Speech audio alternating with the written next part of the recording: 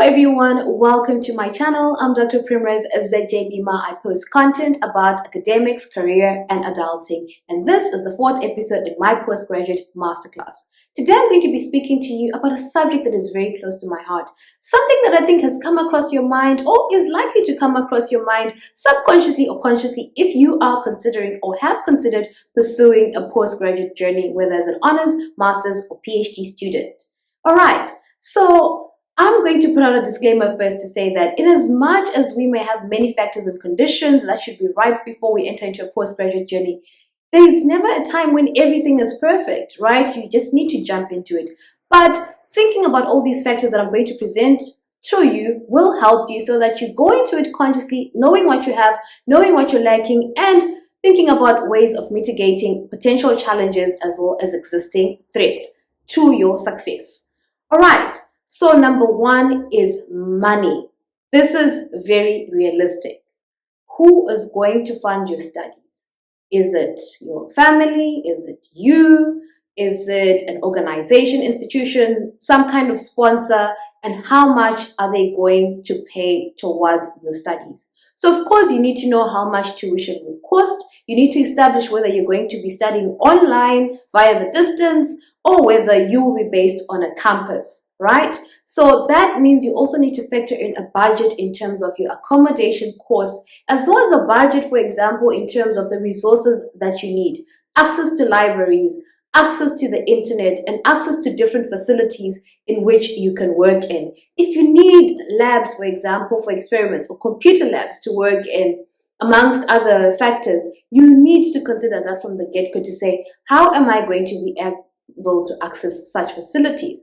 Now, electricity can also be added to these costs nowadays because in much of our African context, load shedding is a reality, and in some contexts, some people don't have electricity for the longest time. So you have to make sure that you've got a plan in terms of where you're going to secure that electricity in terms of lighting, that electricity in terms of powering relevant gadgets, and put that down in your budget. Are you going to use solar? Are you going to use gas? And what are your alternatives during times that you're out of different forms of energy? Now, also make sure when you start your postgraduate journey, you've got quality devices in terms of their function. And I speak about this especially in relation to laptops. I think ideally one should try and dedicate a laptop or computer device to their postgraduate journey and make sure that that particular vessel, that particular gadget is not affected by music, movies, and all that stuff. Because if you overwhelm that gadget or you tamper with it in other ways, you may stand, a higher chance of losing your work. And also you stand high chances of your laptop crashing, your computer crashing. And this may be something that may not be reasonable, particularly if you're using a shared home computer. Maybe you're using a shared computer in a workspace, but try by all means to have a dedicated device, especially if you're going to be budget for a laptop. And cheap laptops are just fine if you're working, for example, on Microsoft Word towards your thesis. This is very important. All right. Now, also think about the time that you're going to be dedicating to this particular degree. Number one, how long is the degree? And how much time do you have realistically? Specifically, if you're going to be working while studying, or if you're going to be carrying out home duties, care duties, mothering duties, and so forth, whilst pursuing that degree, so that you know from the get-go how much time you need to actually sacrifice towards your studies and to come up with a plan on how you're going to mitigate the challenges that are linked to the demand that will be placed upon you by your studies. So for example, if you need to attend classes, right? If you need to attend writing workshops, if you need to have library block times, if you need to go out there and do an ethnographic study, budget time for interviews, and so many other factors, you need to make sure that you have an idea of what your days, months, or the next following years will look like. This is something that a lot of people don't do. I didn't do it myself. And in hindsight, I think that would have been helpful because I found myself midway through my PhD quitting a full-time job so that I could focus full-time on my PhD because I realized that I could not juggle both. And you know what? That continues to haunt me because I always thought about how maybe I should have quit my PhD and focused on my job. But at the same time, I felt that it was the right time to do my PhD because I had the relevant funds and I had a relevant supervisor. So I ended up quitting my job for PhD. All right. Some people juggle both, and I hope that these people are people that actually came up with a plan from the get-go, or people that came up with a plan to mitigate the challenges midway through and found a way to complete. But also I was over-ambitious. I wanted to finish my PhD in 3 years, and so I just took the difficult decision, whereas I could have decided to finish in 5 to 10 years, take a slower pace on my degree, and focus a lot more on a full-time job. Now, also when it comes to time, think about quality research and writing time, because you can't do a short job when it comes to your research. So there are times you may have to take leave from the multiple sources of income, for example, that you might be invested in. Time you might just have to take leave from anything else that you're doing. That includes, for example, if you're working at a university as a tutor, as a lecturer and whatnot, you may actually find yourself having to quit those commitments and making sure that you focus on the research as well as the writing. Now, the third one is support. And I think that this is one that is often overlooked. Support doesn't necessarily relate to you having a supervisor or supervisors, because first of all, sometimes you see these people once a month, once a semester, for some people even once a year. So when it comes to that kind of academic support, make sure you've identified different sources of academic support. Lucky enough for most of you, there's a lot of YouTubers, for example, that are posting academic content for free. And that definitely helped me. I benefited from academic Twitter. I benefited from academic YouTubers because they had so much more to offer in terms of research support. So think about how else you can navigate the ideas around support. Furthermore, you might want customized support by approaching a research advisor, for example, myself, who of course provide paid for services. But what helps is that they will give you one-on-one attention, and they have training as academics, and they help you to be a step ahead where your supervisor may not be able to be helpful. Furthermore, identify people in your field of study. I see a lot of PhD students who speak so much about how they've benefited from relationships with postdocs in their department, relationships with fellow PhDs, relationship with fellow masters, as well as honors candidates. And sometimes this is not always visible. I wanted to finish a master's by coursework and dissertation in 1 year when I was studying alongside people that wanted to finish in 2 and 3 years. And as much as they were available peers, our timelines were different. So I got stuck. I was always on my own because I was in my own lane. So also just be realistic when you think about taking that journey with your peers in relation to the reality that some of them may not be on the same path as you. You may not be running at the same pace, even though the journey is the same. Now, also when it comes to support, identify relevant academic support systems within the university. Is there a writing center to which you can send your work? Is there a research consultancy services that provides, for example, seminars, webinars that further enlighten you in relation to your specific field of study and in relation to research in general?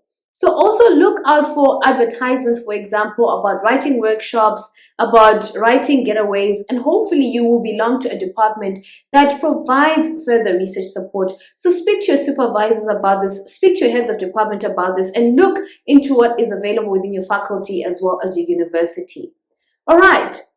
Also, when it comes to support, your family may be available, and sometimes they may not be the most supportive people because they might just be putting pressure on you like, Sissy, when are you finishing? Dude, when are you finishing? Like, I think that's the most pressure and support, precious last support I got from family, and it frustrated me at some point. So you may want to make sure that you've got support services. Does the university, or do you have any other alternatives when it comes to a counselor or a therapist that you can talk to depending on the type of pressure or stresses that you're experiencing, so that it eases off the tension that you are experiencing at any particular time? So I think that's what I can say in terms of support, but I feel like there's multiple forms of support. Some people have the support of partners, the support of spouses, the support of their children, family members, their company, because sometimes if you're working in an organization, you may want those people to be in support of your journey so that they don't put too much stress on you during specific times when you need to commit more to your studies. All right. Now, number 4, right? I spoke about money, I spoke about time, I spoke about support systems. Number 4 is preparation. I believe that if you're currently out of the academic system, or even if you're in it, right, and you're thinking about progressing to the next level, make sure that you've prepared yourself mentally.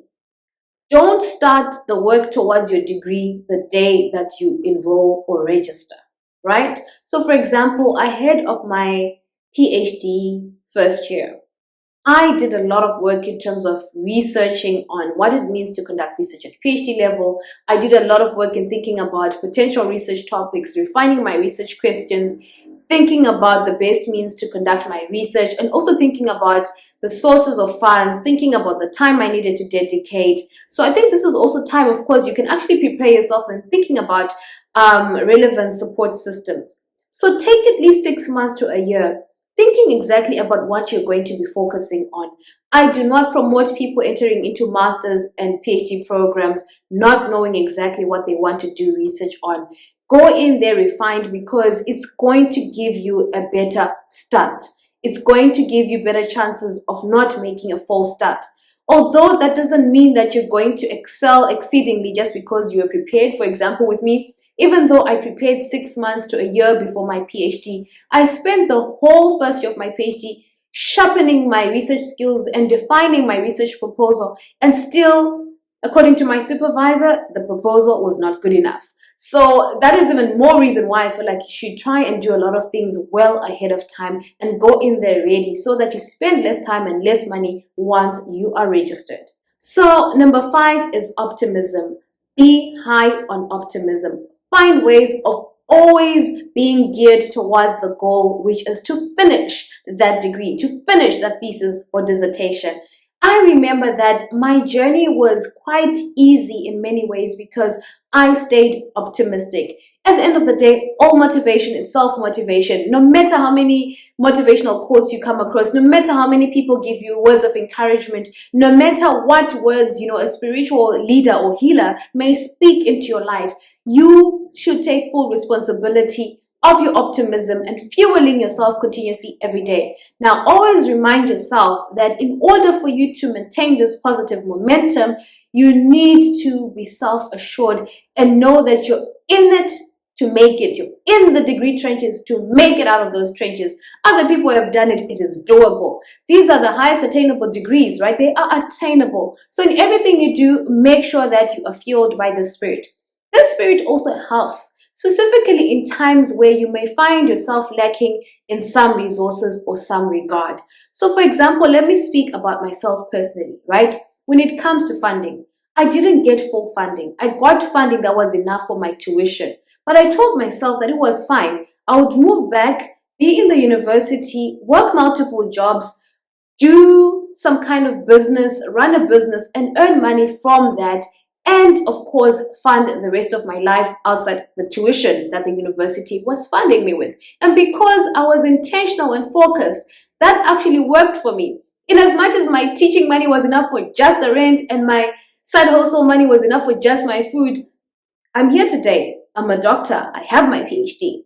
And then when it comes to time and being optimistic, sometimes your time is limited because maybe you've got funding for 3 years. You have to be realistic. Yes, you wanted to interview 100 people, but maybe the time dictates that you might have to interview specifically 20 people. Sometimes it's because you want to reach out to people or to different resources and realize that you may not be able to exhaust all those options. So because I'm optimistic, I just think about, okay, this doesn't mean I'm not going to finish. This doesn't mean I'm doomed, right? Which would be pessimism. Optimism would be, I'm going to find a way of making this work. And I approached my supervisor. They give me better ways of doing this research. And then I moved on and I excelled. And then when it comes to support systems, right? Optimism does help because sometimes you might be with people that are always grumpy and speaking about, oh my goodness, this degree is hard. Oh my goodness, PhD is undoable. I'm a tap out. I'm a dropout. I've heard people going through the most. And you are going to have to rely on yourself because only your optimism will make you realize at the end of the day that you are still capable, that you know you can, that you know you will, that people have actually excelled, that these degrees are attainable, therefore you too will be able to attain them. And when it comes to preparation, right? Go in there with no fear. I don't know how you eradicate fear, but personally, I eradicate fear through prayer, through my trust in God, through my trust in my own dreams. Because for me to be able to say, I actually want to do a PhD, it means it's an idea, it's a goal, it's a dream, and it's in me. If the seed has been planted in me, my duty is to make sure that I am planting, my duty is to make sure that I am cultivating, and in cultivating, you go through so many weather changes, for example, and sometimes seasons change, but you continue.